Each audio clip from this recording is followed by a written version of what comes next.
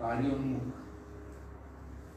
कार्य करण्यास अभिमुख किंवा कार्य करण्यास सज्ज, कुठलंही कार्य करण्यासाठी ती काय होती की तयार होती. म्हणून त्याला काय म्हटलेलं आहे की कार्योन्मुख किंवा कार्याभिमुख असा शब्द आहे. शोभ म्हणजे ती कार्य करण्यासाठी काय झाली, आता सज्ज झाली. आपण काल बघितलं काय होतं की प्राकल्पीय म्हणजे मागच्या कल्पातील जीवाचं जे काही धर्माधर्म पाप पुण्यात्मक जे कर्म आहे ते कर्म अविद्येमध्ये लीन होतं. आणि ती अविद्या कुठे लीन होती, मायेमध्ये. आणि ती माया काही त्या ब्रह्मस्वरूपाहून भिन्न भासत नाही. आणि त्यावेळेस काय होतं की स्वगत सजाते विजाते भेदरहित एकमेवाद्वितीय ब्रह्म असं त्या ठिकाणी एकटं राहतं. नंतर काय होतं की मायेचा आरोप होतो, अर्थात तेच ब्रह्म कसं होतं, सोपाधिक. सोपाधिक ब्रह्म म्हणजे काय, ईश्वर. ईश्वर म्हणजे काय, जगाचं अभिन्न निमित्त उपादान कारण किंवा माया विशिष्ट ईश्वर. आणि मग त्या सोपाधिक ब्रह्मास काय होती की इच्छा होती. आणि कोणती इच्छा होती, एकोहम बहुस्या. आणि तेवढ्यामध्येच काय होतं की जीवाचं जे काही पूर्वजन्मीचं कर्म असतं ते कर्म सुद्धा परिपक्व होतं. काय होतं ते परिपक्व पूर्ण. तेही कर्म जसं मायामध्ये शोभ होतो, याचा अर्थ माया कार्य करण्यास काय होती की त्या ठिकाणी सज्ज होती, तसं जीवाचं कर्म परिपक्व झालं म्हणजे ते कर्म फल देण्यासाठी परत त्याला काय होतं की सज्ज होतं. या दोन्ही गोष्टी काय आहे की बरोबरच घडतात. एकतर ईश्वराचा संकल्प आणि जीवाचं पूर्वजन्मातलं कर्म ते कसं होतं, परिपक्व होतं. आणि परिपक्व झाल्यानंतर मग काय होतं, त्याच्यापासून काय तयार झालं. मग खरं तर आपण ज्ञानेश्वरीचा किंबहुना श्रीमद भगवद्गीतेचा 15वा अध्याय बघून घे. ऊर्ध्वमूल मधशाकमश्वत्थम छंदांसी यस्य पर्णानि यस्तं वेद स वेदवित्. निर्गुण निराकार ब्रह्म म्हणजे ब्रह्म. त्याच्यानंतर सोपाधिक ब्रह्म म्हणजे कोण, ईश्वर. त्याच्या खाली लिहिलेलं आहे महत्तत्व. काय लिहिलेलं आहे, महत्तत्व. ते संसार वृक्षाचं काय की त्या ठिकाणी चित्र आहे. 15वा अध्यायाच्या 4व्या अध्यायाच्या मध्ये संसार वृक्षाचं काय चित्र आहे, त्याच्यामध्ये केलेलं आहे ब्रह्म, ईश्वर, त्याच्यानंतर महत्तत्व, मग त्रिविध अहंकार, सत्व रज तम अहंकार. आणि मग याच्यापासून काय तयार होते, क्रमाने अपंचीकृत पंचमहाभूते तयार होतात. अपंचीकृत पंचमहाभूते म्हणजे काय, ज्यांचं मिश्रण झालेलं नाही, ज्यांचं पंचीकरण झालेलं नाही, त्यांना काय म्हणायचं, अपंचीकृत पंचमहाभूते. आकाश, वायू, तेज, जल आणि पृथ्वी अशी पंचमहाभूत तयार होते. यालाच पंचतन्मात्रा असं म्हणतात. काय म्हणतात, पंचतन्मात्रा. जे अपंचीकृत पंचमहाभूते आहेत म्हणजेच काय, सूक्ष्म महाभूते. त्याला काय म्हणायचं, सूक्ष्म. त्याला दुसऱ्या भाषेमध्ये शब्द, स्पर्श, रूप, रस आणि गंध ही सूक्ष्म महाभूतीच आहे. का, हे या आकाशाचे यांचे काय गुण आहे. आणि म्हणून अगोदर काय निर्माण झालं, अपंचीकृत पंचमहाभूते. हे जग कसं निर्माण होतंय याच्याविषयी काय की चिंतन आहे. मूळ ब्रह्म आहे, त्याच्यानंतर ईश्वर आहे, त्याच्यानंतर काय आहे की महत्तत्व. याच्यात नाही दिलं पण ते महत्तत्व आहे. आणि त्याच्यानंतर काय होतं, क्रमाने अशी महाभूते ही तयार होतात. अगोदर कोणतं महाभूत तयार झालं, आकाश. आकाशापासून कोणतं झालंय, वायू. वायूपासून कोणतं झालं, तेज. त्याच्यानंतर जल, त्याच्यानंतर पृथ्वी. अशी पंचमहाभूते तयार होती. अगोदर अपंचीकृत आणि नंतर त्यांचं पंचीकरण होतं. काय होतं त्याचं, पंचीकरण. आणि पंचीकरण झाल्यानंतर हे सर्व सृष्टी काय होते की निर्माण होते. पंचभूताचा गोंधळ केला एके ठाई मेळ, लाविला सबळ अहंकार तया पाठी. आपल्याला अगदी तुमच्या नेहमीच्या उदाहरणातील किंवा नेहमीच्या जगण्यातील उदाहरण जर कोणतं असेल, हे आपण रानामध्ये काय करतो की तूर घालतो, मूग घालतो, भुईमूग घालतो, ज्वारी घालतो, पेरतो की नाही आपण. आणि मग हे सगळं धान्य तयार होतं. मग धान्य तयार झालं म्हणजे जेवण तयार झालं असं होतं का? ते कसं असतं, ते धान्य सर्व सुटं सुटं सुटं सुटं असं असतं. आणि मग जेवण कधी तयार होतं? बाबा भुईमुगाच्या शेंगातील शेंगदाणे, हा, मिरची, आणि ह्या सगळ्यांचं जेव्हा मिश्रण होतं तेव्हा भाजी तयार होती. पुन्हा त्या पिठाचं काय होतं की मिश्रण तयार होतं तेव्हा काय होती, भाकरी तयार होती. हे जसं आहे. आता हे समजा घर आहे, तर घर म्हटल्यानंतर ह्याच्यामध्ये काय आहे की लोखंड आलं, ह्याच्यामध्ये विटा आल्या, ह्याच्यामध्ये सिमेंट आलं. पण हे जर वेगळं वेगळं पडेल असेल तर हे काय झालं, अपंचीकृत साहित्य. घराचं अपंचीकृत काय आहे ते साहित्य. आणि घर तयार झालं काय समजा, त्या साहित्याचं काय झालं, पंचीकरण झालं. मग त्या साहित्याचं पंचीकरण हे आपल्या मनानं होतं का इंजिनियरच्या मनानं होतं? इंजिनियरच्या मनानं होतं. एक लक्षात घ्या, इंजिनियरनं सांगितलं तसं जर ते केलं तरच ती इमारत दीर्घकाळ काय होती की टिकते, नाहीतर मग ती मदतच पडते. तसं या भूताचं पंचीकरण जे होतं ते भूताच्या मनानं होत नाही, किंवा आपल्या मनानं ते ईश्वर इच्छेने होतं. काय होतं ते? ईश्वर इच्छेने पंचमहाभूताचं पंचीकरण होतंय. आणि मग त्याच्यानंतर काय होतं माहितीये का, सूक्ष्म सृष्टी उत्पन्न होते. त्याच्यानंतर मग स्थूल सृष्टी म्हणजे ती तुम्हाला दिसणारी सृष्टी उत्पन्न होते. असा त्या ब्रह्मावर काय झालेलं आहे की अध्यारोप. अलग लक्षात. हे जर आपल्याला क्रमाने सृष्टी शिकायचं म्हणून चाललं बरं काही, नाही तर याच्यात क्रम नाही. आपण विचारसागराचा 6वा अध्याय, हे 6वा तरंग, त्याच्यामध्ये बरंच चिंतन आलेलं आहे. हे आपल्याला शिकायचं म्हणून चाललंय. तर त्याच्यासाठी हे जर आपण चांगलं पुढे गेलो, पुढे गेल्यानंतर हे युगपत आहे. हे कसं आहे?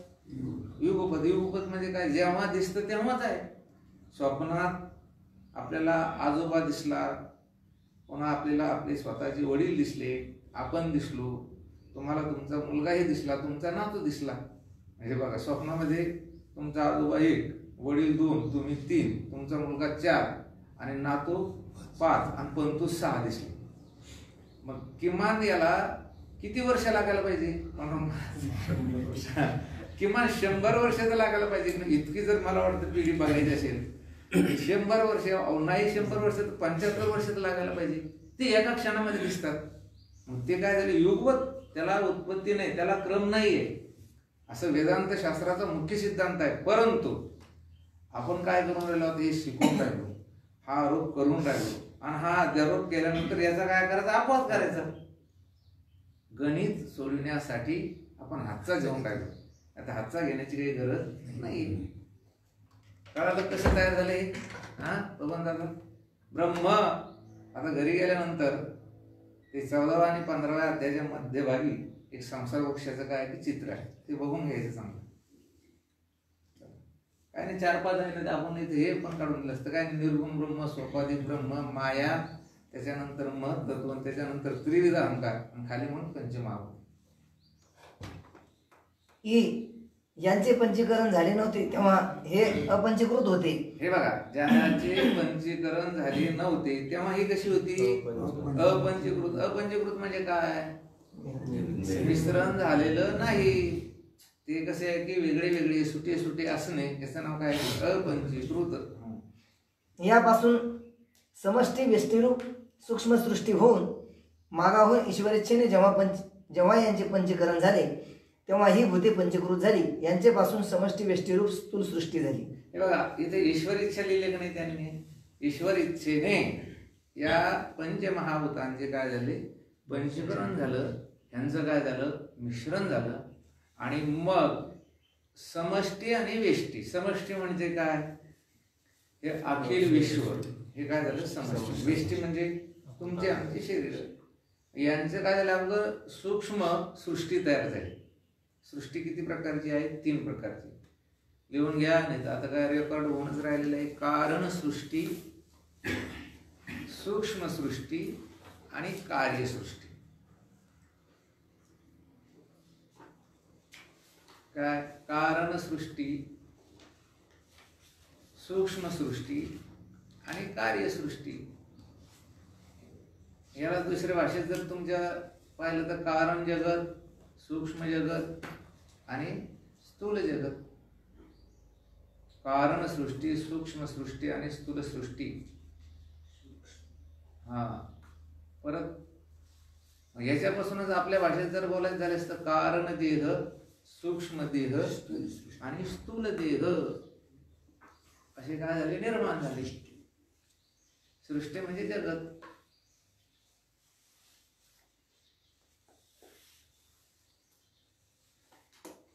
संपूर्ण विश्वास, संपूर्ण जगतास उपादान कारण कोण आहे? माया आहे. कोण आहे? माया आहे.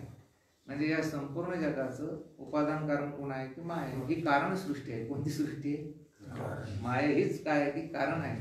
किंवा व्यष्टी दृष्टीने चिंतन केलं तर अविद्या ही काय आहे? कारण आहे.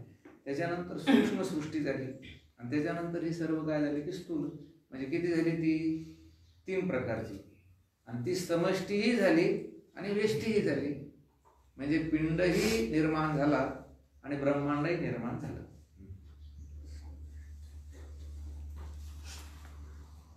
यात समष्टी, स्थूल, सूक्ष्म कारण प्रपंचाचा अभिमानी जीव दृष्टीने ईश्वर आहे. हे काय लिहिलं त्यांनी की यात समष्टी, स्थूल, सूक्ष्म कारण प्रपंचाचा अभिमानी जीव दृष्टीने ईश्वर आहे. यात ईश्वर सर्वज्ञ असल्यामुळे नित्य जीवनमुक्त आहे व जीव अल्पज्ञ असल्यामुळे बद्ध आहे. याप्रमाणे शुद्ध ब्रह्माच्या ठिकाणी प्रपंचाचा आरोप झाला आहे. आता इथे काय लिहिलं की यात समष्टी, स्थूल, सूक्ष्म कारण प्रपंचाचा अभिमानी जीव दृष्टीने ईश्वर आहे. हे बघा, समष्टी म्हणजे काय? संपूर्ण विश्व, संपूर्ण जगत. आणि या जगतामध्ये जी कारण सृष्टी असेल, जी सूक्ष्म सृष्टी असेल आणि जी स्थूल सृष्टी असेल, या समष्टी, स्थूल, सूक्ष्म कारण सृष्टीचा अभिमानी कोण लिहिलं त्यांनी? जीवदृष्टीने कोण आहे? ईश्वर आहे. अभिमानी म्हणजे अभिमान धारण करणारा. मग समष्टी सृष्टीचा, मग ती कोणती सृष्टी झाली? 3ही प्रकारची आहे. कारण सृष्टी, सूक्ष्म सृष्टी आणि स्थूल सृष्टी. याचा अभिमानी कोण लिहिलं त्यांनी? ईश्वर. पण कोणाच्या दृष्टीने लिहिलं ते? जीव दृष्टीने. हा अत्यंत महत्वाचा भाग आहे. नाही तर ईश्वर आणि अभिमान हे एके ठिकाणी कधीच राहणार नाही. ईश्वर कधी जडाचा अभिमान धारण करीन का? पुढे लिहिलं ते नित्यमुक्त आहे. ईश्वर कसा आहे की नित्यमुक्त आहे. मग ईश्वर जर समजा नित्यमुक्त आहे, सर्वज्ञ आहे, सर्व शक्तिमान आहे, स्वतंत्र आहे, मग अभिमानी होईल का तो? जडाचा अभिमान धारण करेल का? देहाचा अभिमान धारण करेल का? बरं, कर्तृत्वाचा अभिमान धारण करेल का जीव? मी हे संपूर्ण विश्व निर्माण केले असा अभिमान धारण करेल का तो? नाही करणार. आणि इथे लिहिलं तो समष्टी सृष्टीचा अभिमानी आहे. पण कोणाच्या दृष्टीने आहे तो? जीव दृष्टीने. आपण व्यष्टी सृष्टीचे अभिमानी कोण आहोत? आपण काय म्हणतो की मी हे केलं, मी ते केलं.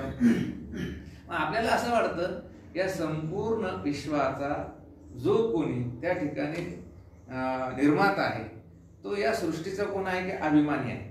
पण असं कोणाच्या दृष्टीने आहे ते? जीव दृष्टीने आहे. जीव दृष्टीने काय आहे सांगा?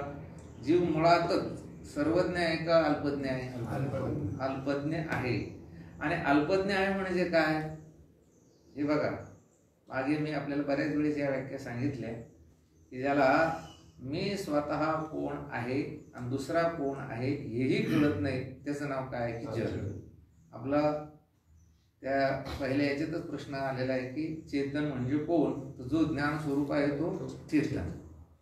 जड म्हणजे कोण? तर ज्याला मी कोण आहे, दुसरं कोण आहे हे कळत नाही, त्याचं नाव काय? जड. बर, मग तसं जड म्हणजे कोण? मी कोण आहे, दुसरा कोण आहे हे ज्याला बिलकुल कळत नाही, त्याचं नाव काय की जड. जे कळणे स्वरूप आहे त्याचं नाव चैतन्य किंवा ब्रह्म. ज्याचं स्वरूपच कसं आहे? कळणं. ज्ञान स्वरूप जो आहे त्याला काय म्हणायचं? ब्रह्म. कळालं? जड आणि ब्रह्म, जड आणि चेतन. ज्याला मी कोण आहे हे कळत नाही, दुसरा कोण आहे हे कळत नाही, त्याचं नाव जड. जे कळणे स्वरूप आहे त्याचं नाव काय आहे की ब्रह्म, किंबहुना ज्याला आपण काय म्हणतो की ब्रह्म चैतन्य. आणि ज्याला सर्व कळतं त्याचं नाव काय आहे? ईश्वर, जो सर्वज्ञ आहे, सगळं कळतं. मुंगे के पाव में घुंगरू बसता वो भी अल्लाह सुनता है. ज्याला काय होतं की सर्व कळतं त्याचं नाव काय आहे? ईश्वर. आणि ज्याला काही कळतं आणि काही कळत नाही त्याचं नाव काय आहे? जीव. ज्याला काही कळत, तुम्हाला कळत नाही असं नाही, थोडं कळतं आणि थोडं कळत नाही, आणि थोडं कळतं आणि थोडं कळत नाही हेही कळत नाही. म्हणून तो जास्त जीव झाला. काय त्याला हे पण नाही कळत. मला थोडं थोडं कळत आणि थोडं थोडं कळत नाही, मला काही जास्त कळत नाही हे कळत नाही, म्हणून त्याचं नाव काय की जीव. ह्याच्यात बरेच व्याख्या करता येईल. मग ज्याला चांगलं कळतं पण वाईट कळत नाही त्याचं नाव काय की साधक आहे. काय ज्याला चांगलं कळतं वाईट कळत नाही, म्हणजे चांगलं केलेलं त्याला काय की कळतं, म्हणजे चांगलं करावं असं वाटतं, त्याला काय म्हणायचं साधक, त्याला काय म्हणायचं जिज्ञासू. आणि ज्याला चांगलंही कळत नाही आणि वाईटही कळत नाही त्याचं नाव पामर. त्याचं नाव काय आहे? पामर आहे. ज्याला चांगलंही कळत नाही आणि वाईटही कळत नाही त्याचं नाव काय आहे की पामर आहे. ज्याला चांगलं कळतं आणि वाईट कळत नाही, आणि ज्याच्या ठिकाणी चांगलं कळणंही नाही आणि वाईट कळणंही नाही त्याचं नाव काय आहे की मुक्त. तो कसा आहे की मुक्त आहे. त्याच्या ठिकाणी काय कळणं आहे का? नाही. न कळणं आहे का? नाहीये. म्हणून जीव दृष्टीने ईश्वर हा काय आहे की समष्टी प्रपंचाचा अभिमानी आहे असं इथं वाक्य लिहिलेलं आहे. त्याचं कारण असं आहे, निम हाकीम खत्रे जा अशी एक म्हण आहे. काय म्हण आहे? निम म्हणजे अर्धा, हाकीम म्हणजे वैद्य, खतरा म्हणजे धोका, जान म्हणजे जीव. काय झालेलं आहे की अर्धवट ज्ञानी वैद्य जर असेल तर समोर त्याच्या जीवाला काय असतो? धोका. हे बघा, आपण अल्पज्ञ आहोत आणि आपण अल्पज्ञ असल्यामुळे आपण सुद्धा ईश्वराला हा या संपूर्ण स्थूल सूक्ष्म कारण प्रपंचाचा अभिमान धारण करीत असेल असं म्हणतो. तर तो धारण करीत नाही, पण हे आपल्या दृष्टीने आहे. कारण आपण कसे आहोत तर अल्पज्ञ आहोत. आपण कसे आहोत? अल्पज्ञ आहोत. हे बघा, मनुष्याच्या अंतःकरणामध्ये जर दोष असेल तर त्याच्यामुळं समोरच्याच्याही त्या शरीरामध्ये अंतःकरणामध्ये त्याला काय दिसतात? दोष दिसतात. याच्याविषयी तुम्हाला बरीच उदाहरणं माहिती आहे. दुर्योधनास त्या सभेमध्ये एकही चांगला मनुष्य दिसला नाही, आणि धर्मराजास त्या सभेमध्ये एकही वाईट मनुष्य दिसला नाही. म्हणून एक मनच तयार झाली, जशी दृष्टी तशी सृष्टी. मग जीव हा कसा आहे? मुळात अल्पज्ञच आहे. मग तो काय करतो की सतत दुसऱ्याचे दोष शोधत असतो. कारण दोष कुठे असतात? त्याच्या स्वतःच्या अंतःकरणामध्ये असतात. ह्याच्यामध्ये सुद्धा बरंच चिंतन की जी माणसं गुणामध्ये सुद्धा दोष बघतात त्याचं नाव पामर आहे. त्याचं नाव कोण आहे? पामर. गुणामध्ये दोष बघतात काही माणसं. समोरचा व्यक्ती गुणी असेल, सद्गुणी असेल, तरी सुद्धा त्याच्यामध्ये त्यांना काय दिसतो? दोष. हे पामर आहे. गुणाला गुणच समजतात आणि दोषाला दोषच समजतात. त्याचं नाव काय आहे की साधक आहे. आणि दोषासही त्या ठिकाणी गुणाचं त्या ठिकाणी दृष्टीदर्शन करणे याला मुक्त म्हणायचं. समोरच्या व्यक्तीच्या अंतःकरणामध्ये दोष असतात तरी पण त्याला त्या ठिकाणी त्या दोषावर पांघरून घालून त्याच्यामध्ये गुणाचं दर्शन ज्याला होतं त्याचं नाव ज्ञानी आहे. त्याचं नाव काय आहे की तुमच्याकडे दोष आहे पण त्या दोषावर पांघरून घालायचं. का पुढीलाचा दोखू करून आपले तिथी चोखू घाटे मग अवलोकू तयावरी. ज्ञानेश्वर माऊलीने सांगितलं. त्याला काय म्हणायचं? मुक्त. आणि गुणही नाही आणि दोषही नाही. त्याचं नाव काय की ब्रह्मदत्ता. आणि म्हणून एक नियम आहे. आता आपण परमार्थिक चिंतन करायलो परमार्थ शिकून राहिलो. परमार्थातील आपण फार अगदी लहान लहान माणसं आहे. पण परमार्थ करीत असताना तुम्ही केवळ आध्यात्मिकच कार्य करणार आहात का? आता इथून उठल्यानंतर नाही. इथून उठल्यानंतर तुम्ही लागलीच हा ग्रंथ ठेवणार आणि परत चिंतन करणार का? नाही. बरं, रामकृष्णारी जप करणार का? नाही. बरं, काही अनुष्ठान करणार का? इथून उठल्यानंतर तुम्ही नाही. मग तुम्ही कुठे जाणार? तुमच्या शेतात जाणार, कोणी कोणाच्या नोकरीच्या ड्युटीवर जाणार. मग कार्य एक आहे का अनेक आहे तुमच्या मनात? अनेक कार्य, एक कार्य नाही.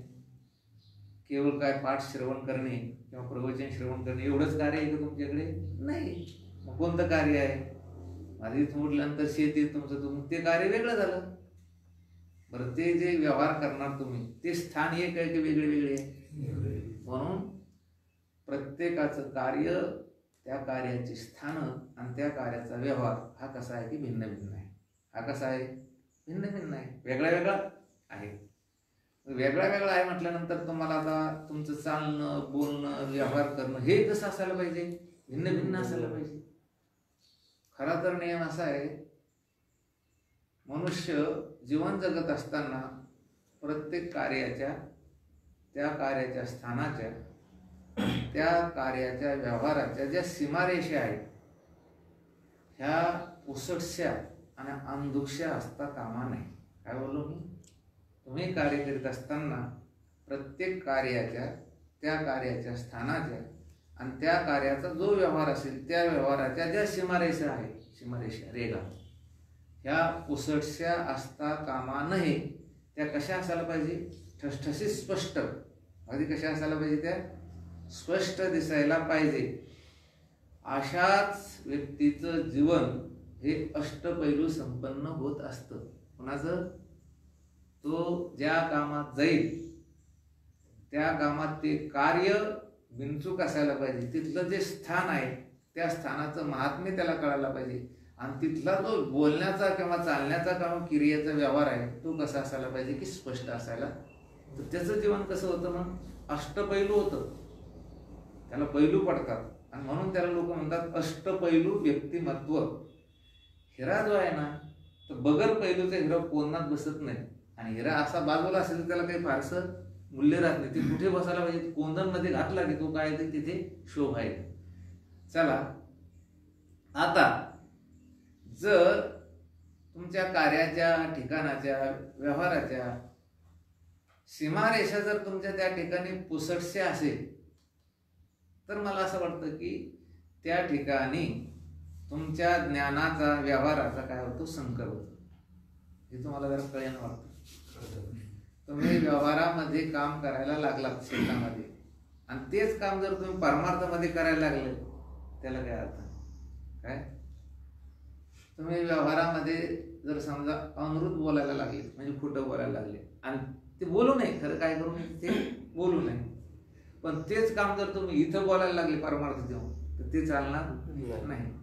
म्हणजे व्यवहारात, क्षेत्रात वागत असताना कसं वागायचं आणि परमार्थात कसं वागायचं काय होऊन राहिलं? आता माणसं संसार करतात आणि संसाराची जी वृत्ती आहे तीच वृत्ती कुठे वापरतात? परमार्थात. तिकडं खोटं बोलायची सवय लागली तर इथेही खोटं बोलतात परमार्थात. तिकडं त्या ठिकाणी निरर्थक बोलण्याची सवय लागली तर इथेही काय आहे? निरर्थक बोलतात. मला तर वाटतं फक्त दोन गोष्टी जरी परित्याग केला तर तुमच्या जीवनाला काय तयार होईल? पैलू, खोटं बोलणं आणि निरर्थक बोलणं. सोप्या भाषेत स्पेशल खोटं आणि भपाऱ्या. ते कधी मारायचं? काही माणसाला भपाऱ्या मारायची सवय असते का? कोणती सवय असते? आणि ते इकडे आला ना परमार्थात तरी भपाऱ्यात मारतं. असं भपाऱ्याने मारायचं. परमार्थात आल्यानंतर आपण जे आपल्याला कळतं आणि आपण जसं वागतो तसंच सांगायला पाहिजे. सगळ्यात महत्वाचं आहे आपलं वागणं चुकीचं असून जर मी फार चांगला वागतो असं जर म्हणत असाल असं समजायचं की तुमच्या जीवनाला पैलू भरत नाही. म्हणून तुमच्या ज्ञानाचा मग संकर होतो, तुमच्या ज्ञानाचं विषयांतर होतं. तुमचं जे ज्ञान आहे ते थोडं थोडं तुम्हाला प्राप्त होतं. आता तुम्हाला समजा हा ग्रंथ तुम्ही शिकला, तुम्हाला जर असं वाटू लागलं की बाबा आता मला खूप आलं, मग अल्पज्ञान झालं का भरपूर झालं? अल्पज्ञान झालं. चला आता दुसरा विषय घेऊ आपण. मग काय होतं माहित नाही तुम्हाला?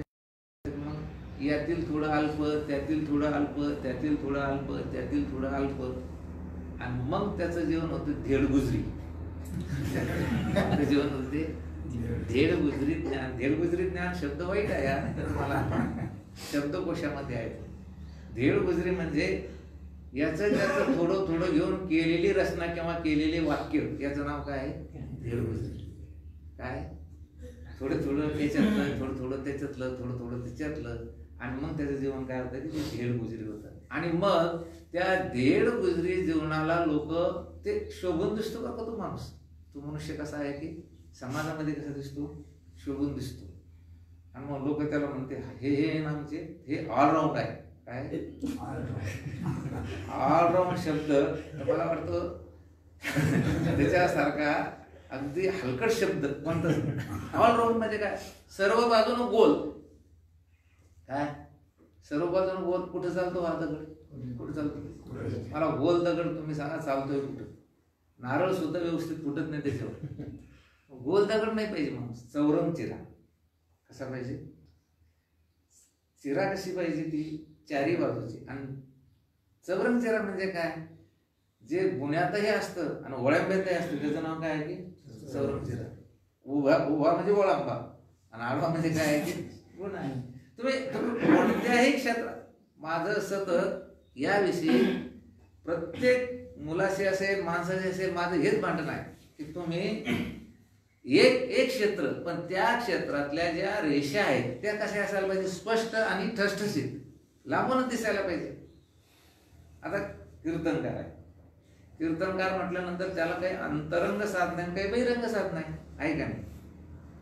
अनुष्ठान, विवेक, वैराग्य, भक्ती, नामस्मरण ही कोणती साधना आहे? अंतरंग साधना आहे. बहिरंग साधना कोणती आहे? पोशाख, चांगल्या प्रकारचं त्या ठिकाणी स्वरात आल्याचं काय असणे, ज्ञान असणे. पण असा कोणी काही त्या ठिकाणी आईच्या उदरातूनच सगळे गुण घेऊन आलेलं नसतो. स्वरात आल्याचं ज्ञान प्रत्येकालाच असतं असं काही नाही. काय होतं माहिती आहे का की स्वराचं तालाचं अशी गंमत येते. एखाद्या माणसाला जर स्वर कळाला नाही, त्याने कुठलाही प्रयत्न केला तर सरासरी कळू शकत नाही, असं माझा तरी अनुभव.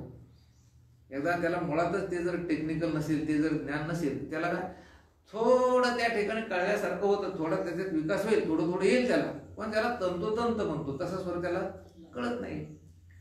पण मग आता स्वर कळत नाही, स्वरात आपलं भजन येत नाही, कीर्तन करणं बंद करायचं का नाही. पण त्याने किमान व्याख्यान तरी त्याचं कसं असायला पाहिजे? स्पष्ट आणि उपक्रम उपसंहारादी षडलिंगपूर्वक त्याचं काय असायला पाहिजे? व्याख्यान असायला पाहिजे. पण तुमचं व्याख्यान बरोबर नाही, स्वरात आलाचं ज्ञान नाही. बरं विनोद म्हणा तर बाष्कळ विनोद, नको त्या गप्पा. मला काय म्हणायचं, ही पुसटची रेषा आहे का स्पष्ट आहे? तर पुसटची आहे. आणि ह्याच्यामुळं तुम्ही ज्या क्षेत्रामध्ये काम करता त्या क्षेत्रातील एक का रेषा होईना, पण ती कशी असायला पाहिजे? ठसठशी, स्पष्ट. आणि त्या रेषेमुळं जगामध्ये तुमची त्या ठिकाणी ओळख झाली पाहिजे. काय ओळख झाली पाहिजे? आता तुमची दोघांची ओळख आहे का नाही महाराज? काय तुमची स्तुती करतो असं थोडंच काही नाही. प्रमाण म्हटलं की बबन दादाचं प्रमाण, आणि गायक म्हटलं की पांडुरंग महाराजाचं काय असतील काही बरेच विचारत, परंतु त्यांच्या गायनामध्ये ती गोड आहे. ही काय आहे? भगवंताने दिलेली काय आपल्याला देणगी आहे की भगवंताने काय दिलेली का आपल्याला ती देणगी दे आहे. कशासाठी बोलतो मी की अल्पज्ञ असल्यामुळे मी अल्पज्ञच आहे आणि माझ्याकडून चुकतच राहणार अशी गोष्ट कधी करायची नाही. तर आता हे जर तुम्हाला बोलत तुम्ही काय उत्तर देता माहिती का? माणूस हा चुकीचा पुतळा आहे म्हणतात बाबा. म्हणजे तुम्हाला 7 गुण माप आहे का? 7 गुण माप आहे नाही. म्हणून अल्पज्ञ जीव असल्यामुळे त्याच्या दृष्टीने ईश्वर हा संपूर्ण समष्टी प्रपंचाचा अभिमानी आहे असं म्हटलं, पण तो अभिमानी नाही. आता आपल्याला वाटतं आपण आपल्या देहाचा अभिमान धारण करतो, ईश्वर सुद्धा या जगाचा काय धारण करीत असेल? अभिमान. पुढे काय लिहिलं? यात ईश्वर सर्वज्ञ असल्यामुळे नित्य जीवन मुक्त आहे व जीव अल्पज्ञ असल्यामुळे कसा आहे? बद्ध आहे. ईश्वरास स्वस्वरूपाचं आवरण कधी होत नाही, आच्छादन कधी होत नाही. मी या जगाची उत्पत्ती स्थिती लय करणारा आहे असा कधीच अभिमान त्याच्या ठिकाणी येत नाही. कारण अभिमान असा आहे की या अभिमानानेच हा जीव दशेला आला. कशामुळे आला? आणि अभिमान गेला, अहंकार गेला, आणि तो का म्हणे देव झाला. ज्ञानोबराने तर स्पष्ट लिहिलं, हा विचारून अहंकारू सांडीजे. विचारून शब्द घातला पांडुरंग महाराज. नुसता काय होता? अहंकार आपण घालवायला लागलो आणि विचार करता न घालवायला लागलो, तो हळूहळू निघला की कोण इकडं दुप्पट वाढत चालतो. म्हणजे अहंकार कसा आहे की हा आपल्याला वाटतं की अहंकार टाकायचा, आणि पुन्हा काय होतं का अहंकार वाढत चालतो. एक म्हातारं वाराणसीला गेलं. वाराणसीला गेल्यानंतर आता लोकांचा एक समज आहे की तिथे गेल्यानंतर काही सोडायला पाहिजे. खरं काय सोडायला पाहिजे सांगू का? खोटं बोलणं सोडायला पाहिजे.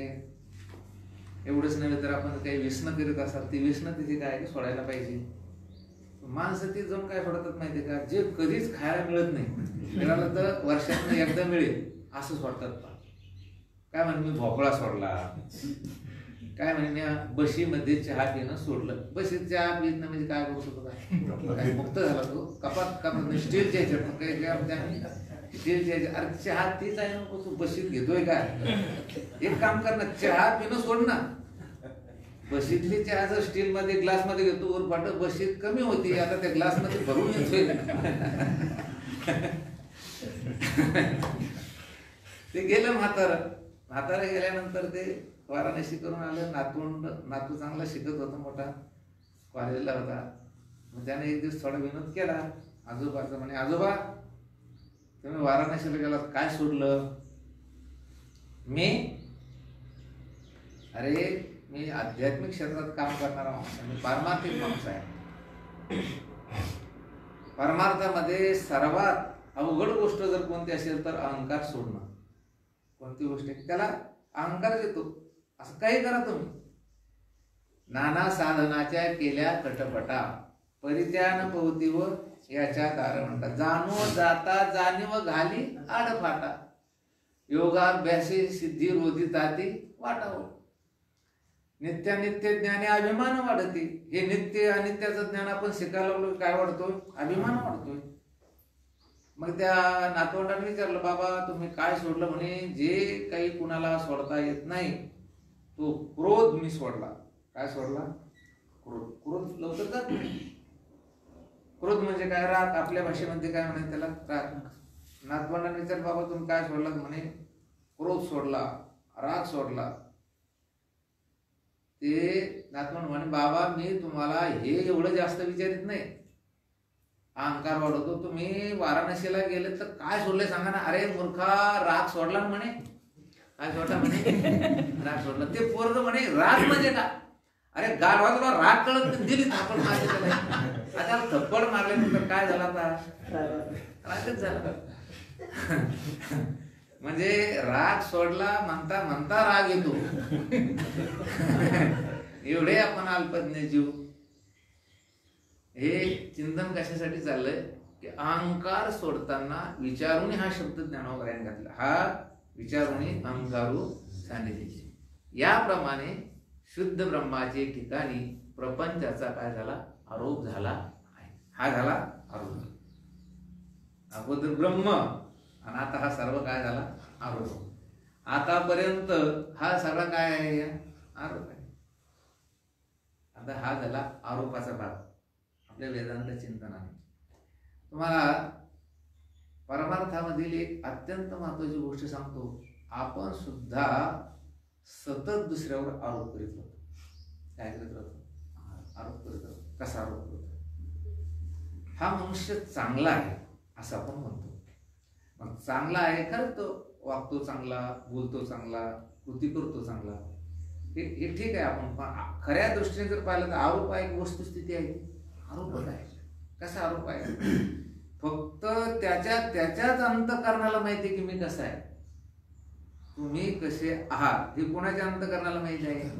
तुम्हालाच माहिती आहे, मला काही माहित नाही. पण तुम्ही चांगले आहात, हे वाईट आहात, हे काय करतो आपण? आरोप.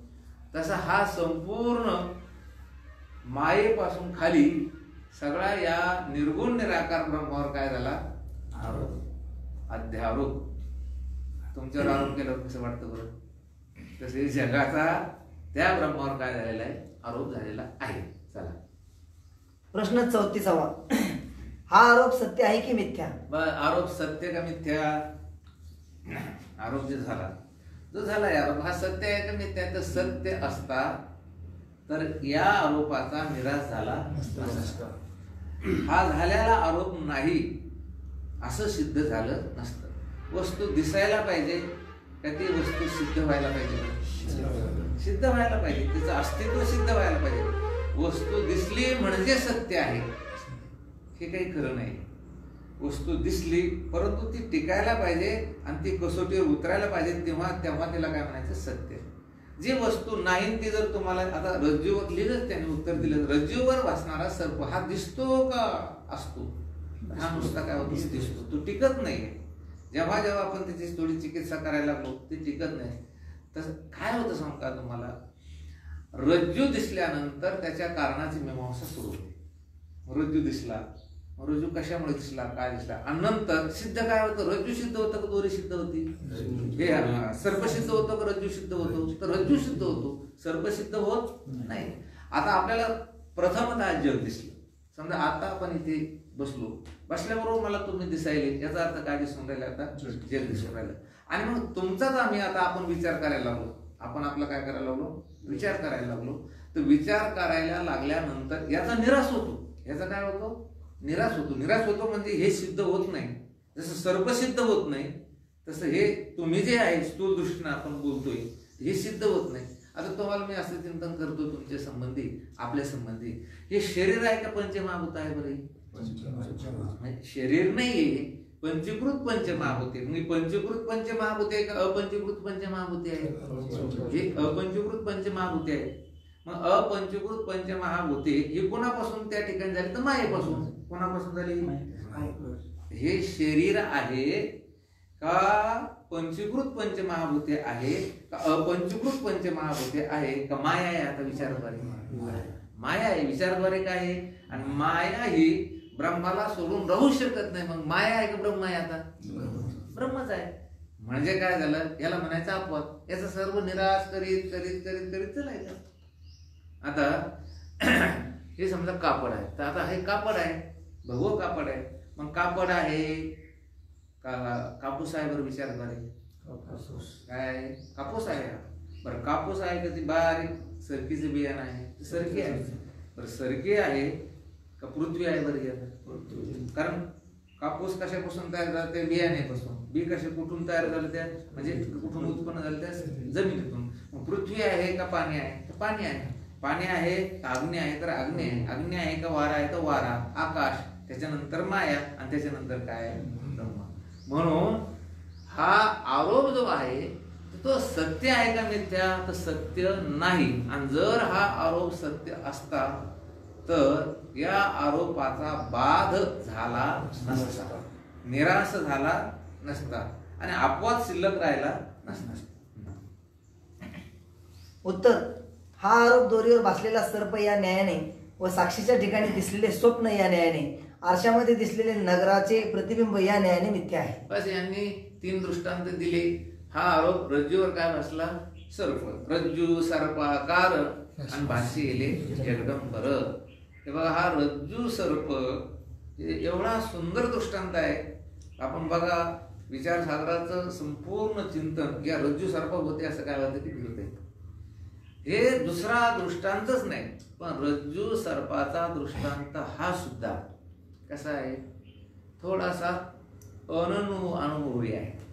अनुभव म्हणजे काय? की आपल्याला सर्वांना रज्जूवर सर्पाचा भास झाला असेल असं नाही. तुम्हाला सर्वांनाच रज्जूवर सर्प दिसला का? एक तरी व्यक्ती अशी असेल की त्याला रज्जूवर सर्प भासलेला नसेल. मग अनुभवी दृष्टांत आहे हा का सर्वांच्या अनुभवाचा आहे? म्हणजे सर्वांच्या अनुभवाचा नाही.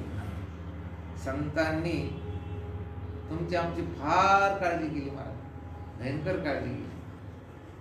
त्यांनी हा दृष्टांत द्यावं, तो दृष्टांत समाजाला नाही पटला, त्याचा अनुभव नसेल तर दुसरा दृष्टांत, त्याचा अनुभव नसेल तर तिसरा, त्याचा अनुभव नसेल तर चौथा. ज्ञानोबरायांचा अभंग आहे महाराज. ज्ञानोबरायांनी दिलं, ए साथी आलिया ओळगा सारंग धरू आणि नाही तरी संसारू जायला राया.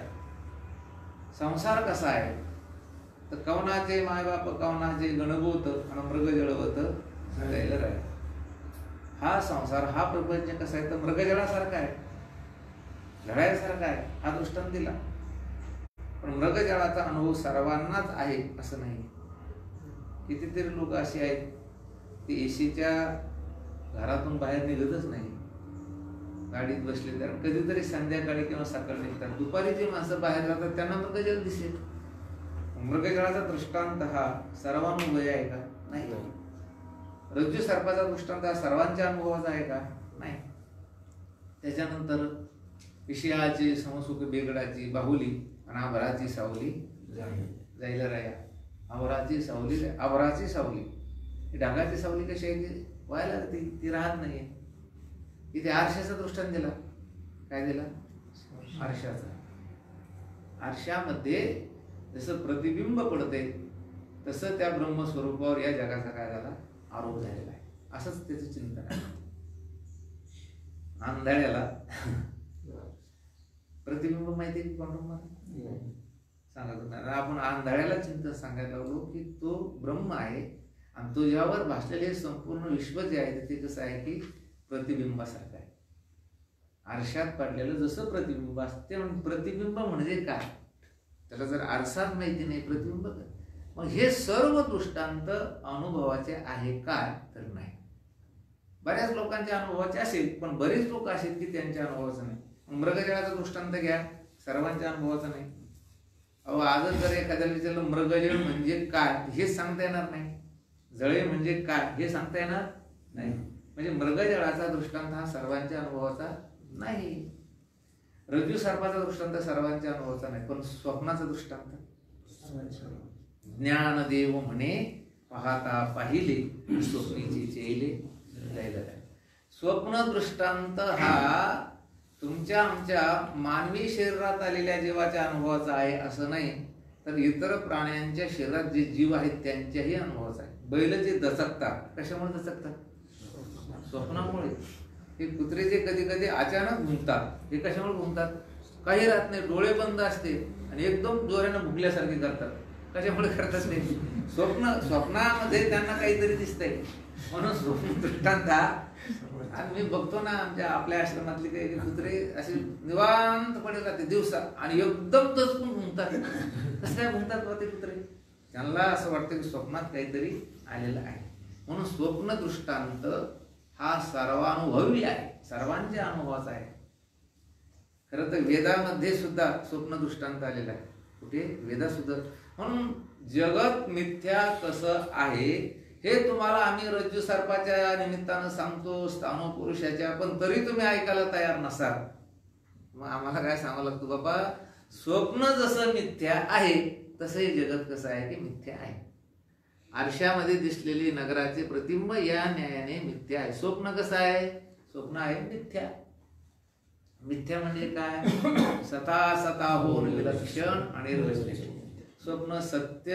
सत का सत? सत म्हणावं तर जागृतीत आल्यानंतर टिकत नाही. पर असत म्हणावं, स्वप्नामध्ये आपण रडलो, स्वप्नामध्ये आपण त्या ठिकाणी महाराज भयंकर भीतीग्रस्त झालो, म्हणजे याचा अर्थ ते काय नाही, असत नाही. मग कसं आहे? सतही नाही, असतही नाही, सतही नाही, सताहून विलक्षण आणि रहस्य मिथ्या. प्रश्न 35वा. हा आरोप कशापासून होतो? आता हा आरोप कशापासून झाला?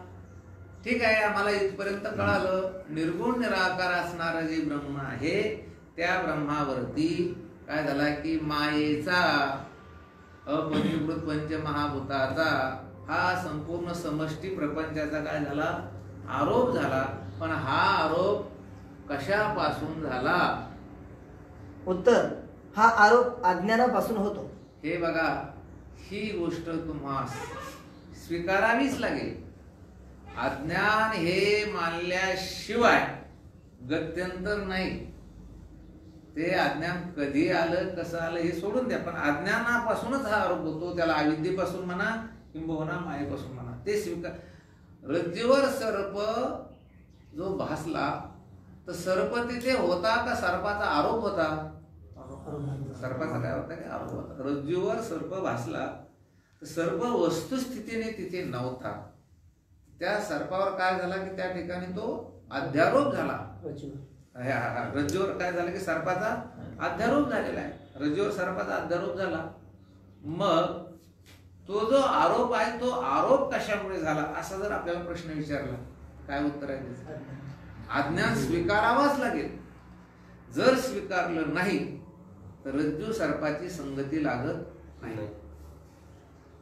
तुम्हाला स्वप्न कशामुळे प्रतीतीस आलं, स्वप्न कशामुळे दिसलं, असं जर विचारलं, काय स्वप्न कशामुळे दिसलं, याचं काय उत्तर आहे? कशामुळे दिसलं विनायक बाबा? बस, स्वप्नाशी कारण निद्रा. निद्रा. एखादा मनुष्य जर काय म्हटलं की बाबा मला 11 विकराळ स्वप्न पडतात, त्याला काय म्हणायचं?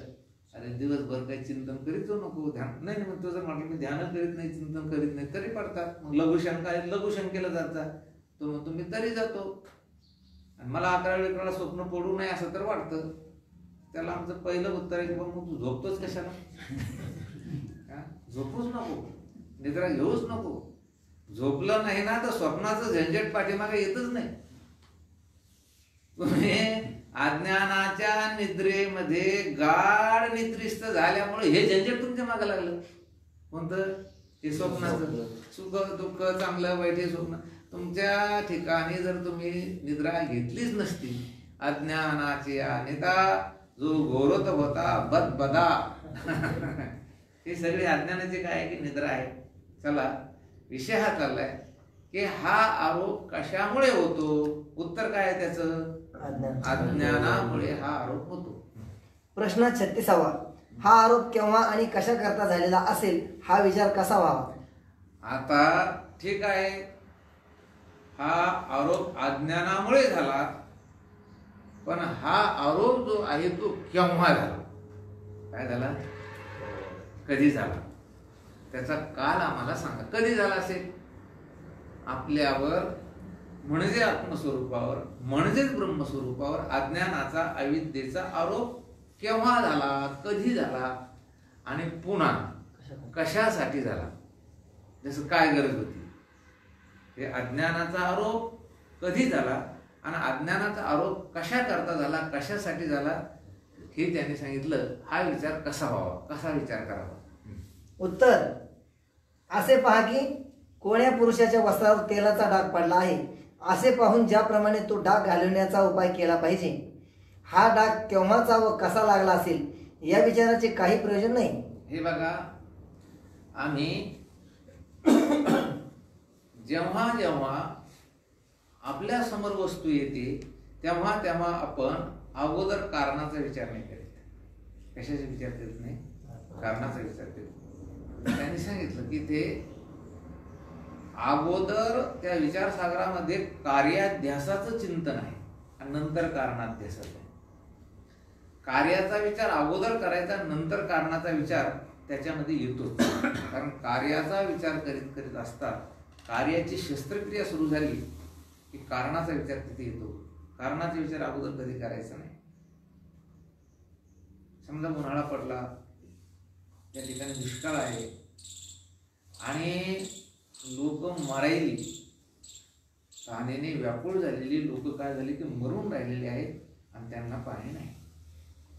आणि मग केंद्राचं एक पथक पाहणी करण्यासाठी इथे आलं आणि इथे आल्यानंतर आता या गावामध्ये एक असा उष्माघातानं मनुष्य मेला, पाणी नाही म्हणून विहिरीवर गेला, तिथं पडला, त्याचा मृत्यू झाला. पाण्यामुळे लोक मरून राहिले, दिवसेंदिवस संख्या वाढती आहे. आणि ते पथक आलं आणि ते पथक आल्यानंतर मग त्यांनी ग्रामसभा भरवली आणि ग्रामसभेमध्ये विषय हा मांडला की आपल्या गावाला 12ही महिने पाणी मिळेल असा कोणता उपाय करता येईल, कुठून पाणी आणता येईल याची त्या ठिकाणी त्यांनी चर्चा सुरू केली. कुठून आणता येईल, कोणत्या धरणावरून आणता येईल. पहिल्या दिवशी बैठक झाली, ग्रामसभा झाली. त्या ग्रामसभेमध्ये काही म्हणायचे तिकडून आणा, काही म्हणायचे इकडून आणा, पुन्हा सभा बरखास्त. पुन्हा ते दुसऱ्या दिवशी ते जे काही पथक आहे ते पथक परत आलं. परत त्या पथकानं ती चर्चा केली. चर्चा सुरू असताना परत एक निरोप आला की एक माणूस पाण्या वाचून मेला. मग तिथं दीर्घकाळ या लोकांना 12ही महिने पाणी मिळेल या उपाययोजनेचा अगोदर विचार व्हायला पाहिजे का ताबडतोब टँकर लावून त्या गावाला पाणी पुरवठा व्हायला पाहिजे. अगोदर काय करायचं त्यांना, टँकरनं जी सध्या लोक मरायला लागली, आता समजा ही कोरोनाची साथ सुरू आहे, तर मग हा कोरोना कशामुळे आला? कोरोना कशामुळे आला, आणि म्हणून सर्व शासकीय यंत्रणा जर त्या कामात जर लावून गेली, सर्व शासकीय यंत्रणा, कोरोना निर्माण कुठून झाला, तो कशामुळे आला, बर हा या जगातून कायमचा नष्ट व्हावा याच्यासाठी कोणता उपाय करावा याच्यावर चिंतन सुरू केलं. आणि याच्यावर जे खरे तज्ज्ञ लोक होते ते सर्व याच्यावर नियुक्त केले आणि शासनानं सुरू करून दिलं. कोरोना कुठून आला, कसा झाला त्याचा शोध लावा, आणि हा कायमचा नष्ट झाला पाहिजे याचा शोध लावा, त्याचा शोध सुरू पाहिजे. पण सर्व यंत्रणा जर तिकडे लावली तर हे ज्यांना कोरोना झाला ते मरून जातील ना. अगोदर पहिलं आपलं प्राधान्य कशाला द्यायचं? पहिलं प्राधान्य हे द्यायचं की ज्यांना कोरोनाची बाधा झालेली आहे ते जगतील कसे, हा पहिला काय की त्यांचा त्या ठिकाणी प्राधान्यक्रम असायला पाहिजे. आणि दुसरा प्राधान्यक्रम तो सुरूच पाहिजे. तसं आरोप कशामुळे झाला आणि कधी झाला ह्याच्याही पेक्षा आता त्या आरोपाचे काय करा, तुम्ही निवृत्ती करा. निवृत्ती केल्यानंतर तुम्हाला कारणाचा काय लागेल की शोध लागेल. त्यांनी दृष्टांत दिला. आता हे आपला सत्र आहे आणि याच्यावरती डाग पडला. काय झाला? डाग पडला. आणि आपल्याला डाग पडल्यानंतर मग हा डाग, अरे मी तर बाहेर कुठे गेलो नाही, कसं काय डाग पडला, कशाचाच असेल का, कोणी घरात कोणीतरी मुद्दाम हेतू पुरस्कार, बाबा तुला लग्नाला जायचं ना तर एक काम कर, काय अगोदर ते डाग धुवून घे आणि मग त्याचा शोध घेऊ.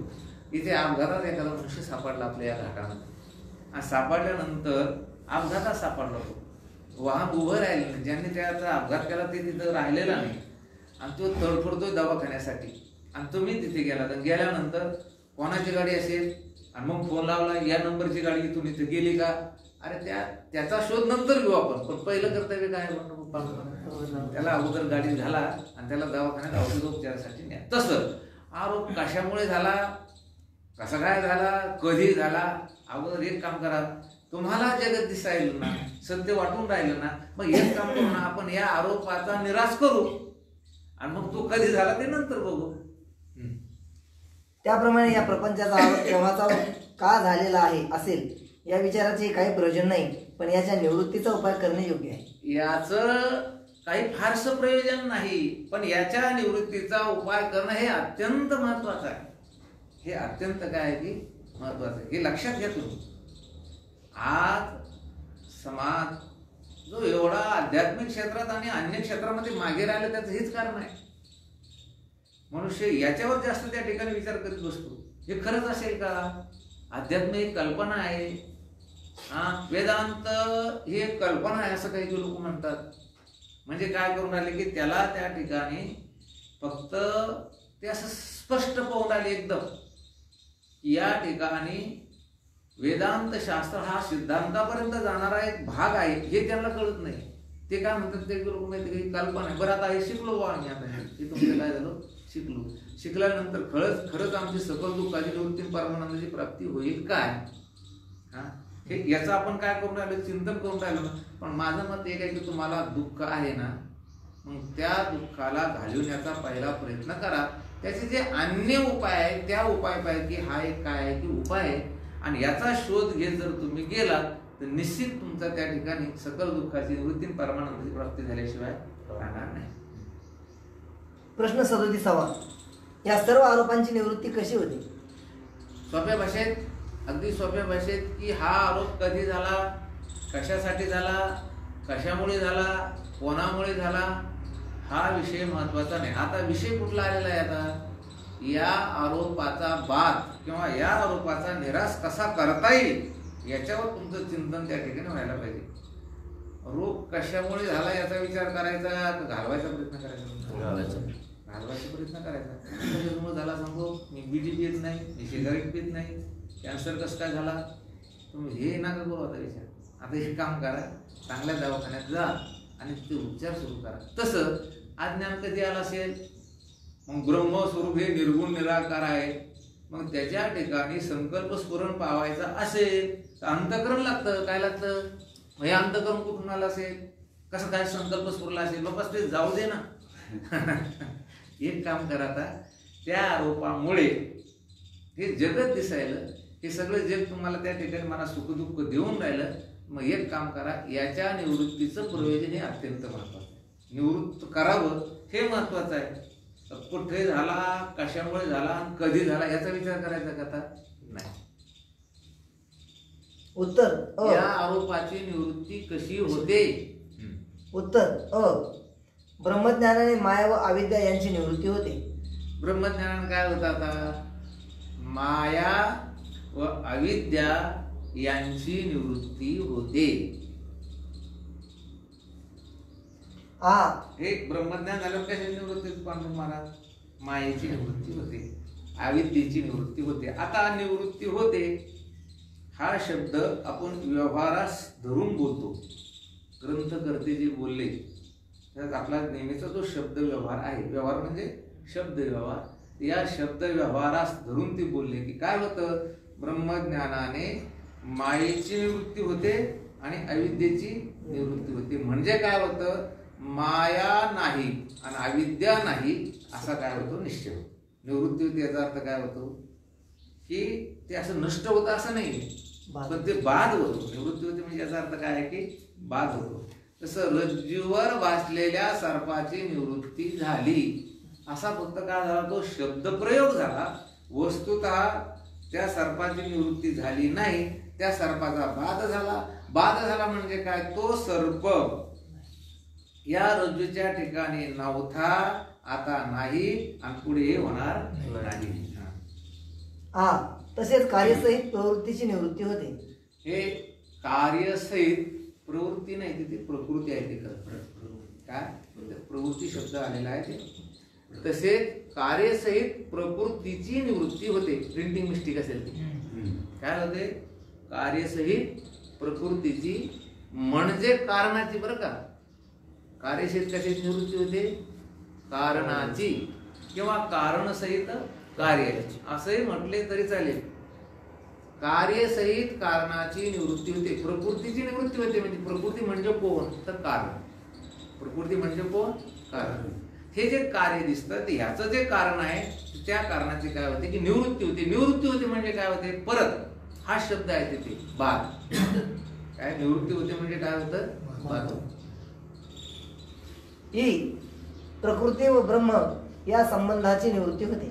आता प्रकृती आणि ब्रह्म म्हणजे माया आणि ब्रह्म यांचा जो संबंध आहे हा अनादी सांगितलेला आहे.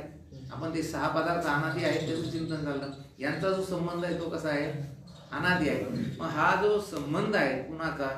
प्रकृतीचा आणि ब्रह्माचा. हा संबंध कसा आहे? काल्पनिक आहे. हा कसा आहे की वास्तविक नाही, कल्पित आहे. आणि त्या संबंधाची निवृत्ती होते. हे आरोपाची निवृत्ती आहे. आता या सर्व कशाचे आहे की आरोपाची निवृत्ती आहे म्हणजे बाद. ही जीवभावाची व ईश्वर भावाची निवृत्ती होते. बस जीव भावाची आणि ईश्वर भावाची काय होते? जीव नष्ट होत नाही, जीव दशा नष्ट होते. काय म्हणते? जीव दशा. जीव दशा म्हणजे जीवाचा भाव. मी जीव आहे हा काय आहे की भाव. पत्नी वारली तर त्या ठिकाणी पतीच्या ठिकाणी असणारा पतिभाव निवृत्त होतो. काय निवृत्त होतो? पती निवृत्त होत नाही, तो पुरुष निवृत्त होत नाही. तसं अविद्येचा आणि मायेचा निराश झाल्यानंतर जीव भाव जो आहे तो भाव जातो आणि ईश्वर भाव हा सुद्धा काय होतो की निवृत्त होतो. निवृत्त होतो म्हणजे बाद होतो. जीव भावाची आणि ईश्वर भावाची निवृत्ती होते. जीव शिव दोन्ही काय काय एक रूप झाले आणि मुळीच संचले देशे देश. जीव शिव दोन्ही एक रूप झाले. दुसरे मला वाटतं काय? जीव शिव दोन्ही हरिरूपी तरंग. जीव शिव दोन्ही हरिरूपी तरंग आणि सिंधू तो अभंग नेणे. म्हणजे जीव हा लहान तरंग, लहान बुडबुडा, आणि शिव म्हणजे ईश्वर हा कसा आहे की मोठा बुडबुडा आहे, मोठा तरंग आहे. ते दोन्ही सिंधू तो अभंग नेणे.